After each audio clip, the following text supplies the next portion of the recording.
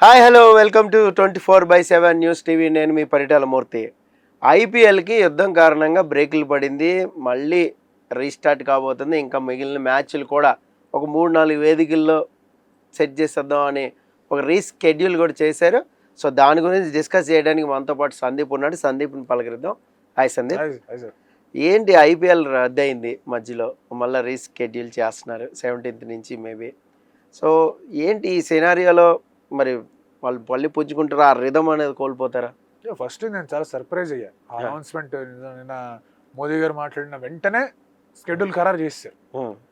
కానీ మళ్ళీ ఏదో రిపోర్ట్స్ వచ్చాయి, డ్రోన్ అటాక్స్ జరిగాయి. సో పాయింట్ ఏంటంటే, మీరు ఫుల్లీ షూర్గా ఉన్నప్పుడే ఎవరెవరైతే వాళ్ళ దేశాలకు వెళ్ళిపోయారో వాళ్ళని పిలవాలి. ఇప్పుడు ఫుల్లీ షూర్గా ఉన్నాము, డోంట్ వరీ అని చెప్పేసి గో హెడ్ వచ్చినట్టుంది గవర్నమెంట్ దగ్గర నుంచి. అండ్ అందుకే బీసీసీఐ కూడా వెంట హెడ్ అండ్ ఆ స్కెడ్యూల్ అనేది బయట పెట్టారు. ఇంకో సర్ప్రైజింగ్ ఆస్పెక్ట్ ఏంటి, ఢిల్లీలోనూ జైపూర్లోనూ మ్యాచ్లు ఉన్నాయి. రాజస్థాన్లో దేవర్ బ్లాక్అవుట్స్ మన జరిగిన గోల్ వల్ల. అవును, ఢిల్లీకి ఏమీ కాల. బట్ పాకిస్తాన్ వాళ్ళు మా ఎయిర్ క్రాఫ్ట్లు ఢిల్లీ చుట్టూ తిరిగాయి, ఇలాంటివి నాటకాలు ఏవో ఆడారు. సో ఎవరన్నా బయట కంట్రీ నుంచి వస్తున్నప్పుడు ఇటువంటి న్యూస్లో వాళ్ళ వైపు వెళ్ళినప్పుడు డెఫినెట్లీ కాస్త ఇబ్బంది అనేది ఉంటుంది. సో ఐ థింక్ ఎవరో ఒక some official from BCCI should come out and publicly say that we are ready. At least probably publicly చెప్పడం కొంచెం ప్రోటోకాల్స్కి విరుద్ధం అనుకుంటే ఆ ఫ్రాంచైజీలకు కూడా భరోసా ఇచ్చే ఉండాలి. లేదంటే కనుక ఇంత ఫాస్ట్గా ఇంత టక్ అని చెప్పేసి స్కెడ్యూల్ అనేది రిలీజ్ చేయరు. సో ఎంత సర్ప్రైజ్గా ఉన్నా ఇటు ఒక స్వాగతించాల్సిన ఒక అంశం. నౌ ద మెయిన్ ఆస్పెక్ట్ ఏంటంటే, రిథమ్ అనేది ఎట్లా డిస్టర్బ్ అవుతుంది. ప్లేయర్లు ఎవరు వస్తున్నారు ఎవరు రావట్లేదు దాన్ని బట్టి ఉంటుంది. అవును, ఇప్పుడు హేజల్వుడ్కి ఇంజరీ అయింది. ఇఫ్ హేజల్వుడ్ రావట్లేదు అనుకుందాం, డబ్ల్యూటీసీ కారణంగా ఇక్కడ రాను, నేను రిలాక్స్ అవ్వాలంటే ఆర్సీబీకి చాలా పెద్ద ఇబ్బంది. సిమిలర్లీ విత్ స్టార్క్, ఢిల్లీకి రావట్లేదంటే స్టార్క్ వల్ల ఢిల్లీకి అక్కడ కూడా ఒక చిన్న ఇబ్బంది అనేది ఏర్పడుతుంది.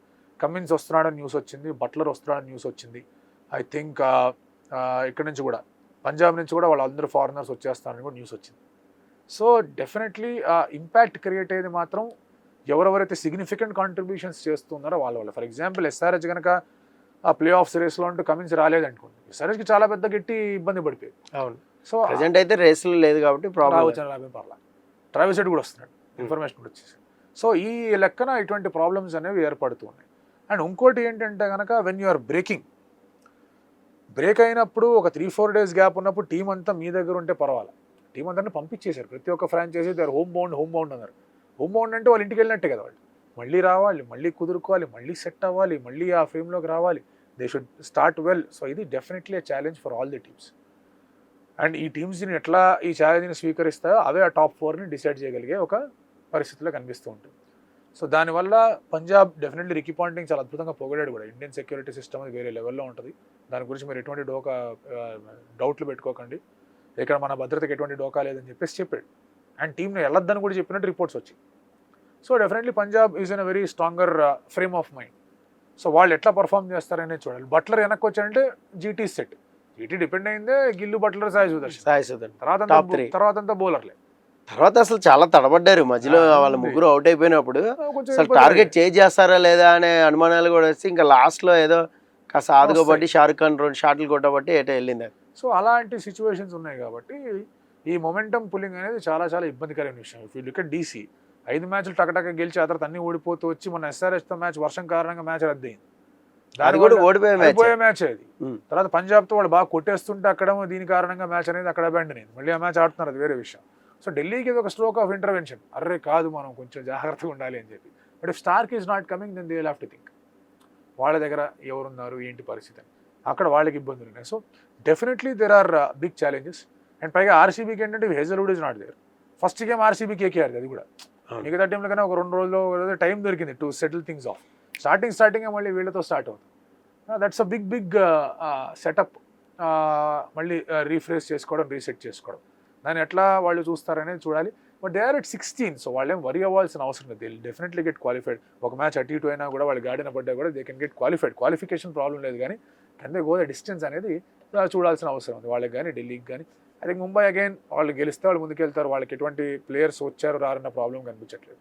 అయితే ఇప్పుడు సినారియో చూసుకుంటే మనకి ప్లే ఆఫ్ రేస్ అనేది కొంచెం డెఫినెట్గా ఆ ప్లేస్ అనేది చెప్పలేకపోతున్నాం, 3rd 4th ప్లేస్ అనేది. సో ముంబై అంటే ఓకే సెటిల్ అయింది, వాళ్ళు ఇంకొక మ్యాచ్ గెలిచినా క్వాలిఫై అయిపోయినట్టే. సో ఈ సర్కమ్స్టాన్స్లో ఏ 4 టీమ్స్ గట్టిగా ప్లే ఆఫ్కి వచ్చే ఛాన్స్ ఉంది? సార్ ఎప్పుడైతే as of no points table చూస్తే RCB, GT RCB, Punjab and Mumbai ఉన్నాయి. ముంబై అండి టాప్ 4లో. అవును. ఢిల్లీ at 5 with 13 అవును points. అవును అవును తర్వాత ఎల్ఎస్జీ విత్ 10 points. వాళ్ళు అన్ని 3 గెలవాలి, విచ్ ఇస్ లుకింగ్ అవును అవును. సో కేకేఆర్ అన్ని గెలిస్తే వాళ్ళు 15కి వెళ్తారు. ఇంకో 2 గెలిస్తే వాళ్ళు 15కి వెళ్ళినా కూడా ది హావ్ టు వెయిట్. ఎందుకంటే జీటీ 16లో ఉంది, ఆర్సీబీ 16లో ఉంది, పంజాబ్ 15లో ఉంది. ఇంకెవరు 15కి రాకూడదు. ఆ రీజన్ అంటే ఢిల్లీ ఓడిపోవాలని మ్యాచ్లు, ముంబై ఓడిపోవాలని మ్యాచ్లు, వీళ్ళు 2 మ్యాచ్లు గెలిస్తే వీళ్ళకి ఛాన్స్ అనేది కనిపిస్తాం. సో వాళ్ళకి కొంచెం కష్టంగానే ఉంది కేకేఆర్కి. సో ఈ top 4 are having a very good chance ఒకటి. రెండోది 16 వచ్చిన తర్వాత you hardly miss out playoffs. పైగా మీకు గ్యాప్ తీసుకొని వచ్చిన తర్వాత మిగతా వాళ్ళు పుంజుకొని 16 టాపులు చేస్తారని చెప్పడం కూడా కష్టంగానే కనిపిస్తాం. సో ఈ టాప్ 4 కనిపిస్తూ ఉన్నాయి. డీసీసీ విల్ బి డిసప్పాయింటెడ్ వాళ్ళు ఒకవేళ కనుక టాప్ 4 చేయలేకపోయారండి. ఎందుకంటే కొన్ని గెలవాల్సిన మ్యాచ్లు కోల్పోయారు. ముంబైతో ఆ మ్యాచ్ రన్అవుట్లు అయిపోయి, తర్వాత కేకేఆర్తో అక్షర్ పటేల్ వికెట్ పడిన తర్వాత కొలాప్స్ అయిపోయి, ఆ 2 గెలిచుంటే వాళ్ళు టాప్లో ఉండేవాళ్ళు. సో ఆ సిచ్యువేషన్స్ ఇబ్బందులు వాళ్ళకి ఉన్నాయి. సో ఏమన్నా ముంబై, ఢిల్లీ, పంజాబ్లో ఏమన్నా మ్యాజిక్ జరిగితే జరగచ్చు. ఏదో ఒకటి షఫుల్ ఏమన్నా జరిగితే జరగచ్చు. కానీ అదర్వైజ్ ఈ టాప్ 4 గానే ఉంటాయి అనుకుంటా. సో ఇంకా మిగతా టీములకి అయితే ఛాన్స్ లేదు ప్లే ఆఫ్కి వచ్చే ఛాన్స్. కష్టం. అంటే డెఫినెట్లీ ఫీల్ కేకేఆర్ కనుక సర్ప్రైజ్ పుల్ చేస్తే బాగుంటుంది, కానీ ఎవరిని మీరు సర్ప్రైజ్ పుల్ చేస్తే. అయితే కొన్ని కామెంట్స్ వస్తూ ఉన్నాయి ఐపీఎల్కి ఏంటంటే, ఈ సాలా కప్ మందే, యాక్చువల్గా ఆర్సీబీ కొట్టాల్సింది, అనవసరంగా మధ్యలో యుద్ధం ఇంటరప్ట్ చేసింది, లేదంటే ఈ వాటికి కప్ కొట్టేసేవాళ్ళు ఆర్సీబీదే కప్ అని చాలా మంది ఫిక్స్ అయిపోయారు. నిజంగా అలా ఫిక్సింగ్ అనేది జరిగిద్ది ఆ కప్లో? ఫిక్సింగ్ ఉండవు సార్, వాళ్ళు ఏదో మాట్లాడుకుంటారు అన్నీ. ఇప్పుడు నేను చెప్పినా కూడా కావాలని చెప్పట్లేదు, అన్ని తెలిసి చెప్పట్లేదు అంటారు, లేకపోతే ఈడికి ఏం తెలియదు అని కామెంట్ వస్తుంది. అవునవును, అవి పట్టించుకోకూడదు.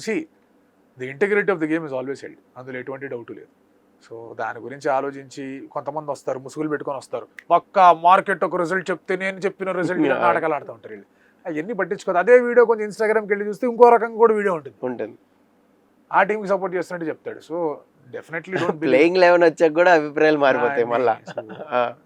ఇవన్నీ సినిమాలు అయితే కానీ లైట్ అవన్నీ ఫిక్సింగ్ లేవు.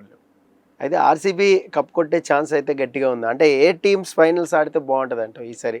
అంటే ఇంత బ్యాటిల్ చూసాం కాబట్టి. అంటే RCB is actually very strong team. వాళ్ళు ఆడిన విధానం చూస్తే కనుక చాలా అద్భుతమైన రీతిలో ఆడారు. అండ్ కూడా హేజల్వుడ్ రీప్లేస్మెంట్గా లుంగింగిడి వచ్చిన లుంగింగిడి బాగానే చేశాడు ఆడిన 1 మ్యాచ్లో. బట్ తర్వాత మ్యాచ్లో ఏం చేస్తాడని తెలియదు. అండ్ వాళ్ళు ఓడిపోయిన మ్యాచ్లు మీరు అబ్జర్వ్ చేస్తే హేజల్వుడ్ సరిగ్గా ఆడకపోతేనే వాళ్ళు ఓడిపోయారు. హేజల్వుడ్ ఆడిన మ్యాచ్లు అన్నీ వాళ్ళు గెలిచారు, అంటే సరిగ్గా ఆడిన మ్యాచ్లు. సో ఇటువంటి పరిస్థితుల్లో వాళ్ళకి ఆ చిన్న ఆస్పెక్ట్ అనేది ఉంటుంది ప్లే ఆఫ్స్లో, ఎక్కడో అక్కడ ఏదన్నా బెడ్స్ కొడుతుందో వాళ్ళకి. Otherwise they have a very strong chance to win. GT again top 3 issue అనేది వాళ్ళ దగ్గర ఉంది. ఆ టాప్ 3 కనుక పక్కన దోశారంటే కనుక వాళ్ళ ఇబ్బందులు వాళ్ళకి చాలా పుష్కలంగా కనిపిస్తూ ఉన్నాయి. ఆ టాప్ 3 తొయ్యగలరా is a big question. Top 3 తోయకపోతే వాళ్ళకున్న బౌలింగ్కి, వాళ్ళకున్న సెటప్కి, ఇన్ఫాక్ట్ ఇంకా మనకి వెన్యూ ఖరారు కాల ప్లే ఆఫ్స్కి. మిగతా టీంలన్నిటికీ వెన్యూలు ఖరారు అయినా కానీ ప్లే ఆఫ్స్కి ఇంకా వెన్యూలు ఖరారు కాల. అది చూసుకోవాల్సిన అవసరం ఉంది. Punjab is looking very strong. పైగా వాళ్ళకి లక్ ఫ్యాక్టర్ కూడా కలిసి వస్తుంది, వాళ్ళకి కాసంత అదృష్టం కలిసి వస్తుంది వాళ్ళు ఆడే ఆట తీరికి. సో అటువంటి ఫ్యాక్టర్స్ కూడా కనిపిస్తున్నాయి. Mumbai I think very strong team, కానీ ఎక్కడో ఏదో ఒక రూపంలో ఏదో తప్పులు చేస్తున్నారు. దానివల్ల వాళ్ళకున్న టీం అసలు ఈ party they should be ruling the points table. వాళ్ళు నెంబర్ 4లో ఉండాలి. అంటే ఆల్మోస్ట్ లాగారు కదా, ఆల్మోస్ట్ చాలా లాగారు. ఫస్ట్ లో స్టార్ట్అప్ చాలా వీక్ గా ఉన్నా కూడా. సో వెన్ నీకు రోహిత్ శర్మ ఫామ్ లోకి రాగానే, స్కై ఫామ్ లోకి రాగానే చాలా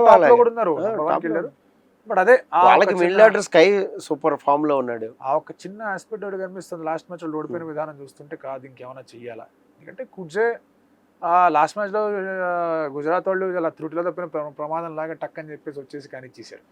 సో అలా Mumbai are a very strong team, but అన్ని గెలిచి వస్తాయి వాళ్ళకి is a big question. So finals ఎవడాడినా ఒకటే సార్, అందులో ఏముంది ఇప్పుడు అంటే నాకేమనిపిస్తుంది, గెలవని టీంలు ఆడితే బాగుంటుంది. అంటే నాకు యాక్చువల్గా ముంబై ఆర్సీబీ ఆడతాయేమో. సో మేబీ ఈసారి కూడా ముంబై కప్ కొడుతుందేమో అని ఒకటి అనిపిస్తుంది. It's a prediction. అంటే ఫ్రెష్ టీం గెలిస్తే ఆనందం బాగుంటుంది. డీసీ ఆర్సీబీ ఆడితే బాగుంటుంది అనుకున్నా, బట్ డీసీ ఏమో ఆ రీతిలో పర్ఫార్మెన్స్ చేయట్లేదు. ఎందుకంటే Akshar and Rajat Patidar have been great captains. వాళ్ళిద్దరు చాలా బాగా ఆడుతున్నారు. శ్రేయస్ సార్ చాలా అద్భుతంగా లీడ్ చేస్తారు. ఉల్లాంపూర్లో కానీ ధర్మశాలలో కానీ వీళ్ళు విక్టరీలు లేవరా అంటే ఈయన వచ్చాడు, విక్టరీలు సాధించాడు. సో శ్రేయస్ సార్ కూడా వచ్చే అవకాశాలు కనిపిస్తుంది. ఇట్స్ ఇంట్రెస్టింగ్ థింగ్ ఎవరు వస్తారు ఏంటి. సో చూద్దాం, ఫైనల్స్కి ముందు ప్లే ఆఫ్ తర్వాత మాట్లాడుకుందాం మనం. సో ఇది ఐపీఎల్ రీస్కెడ్యూల్ అనేది సో రాబోతోంది. టీమ్స్ అయితే బ్యాటిల్ ఆ రిథమ్ అనేది అందుకోవాలి, ఏ ప్లేయర్స్ వస్తారు రిటర్న్ బ్యాక్ అనేది అదే క్రూషియల్ మ్యాచ్లను గెలిపిస్తుంది అని సందీప్ చెప్తున్నాడు. సో మీకేమనిపిస్తుందో కామెంట్ బాక్స్లో మోస్ట్గా కామెంట్ చేయండి. This is Paritala Murthy signing off. By by.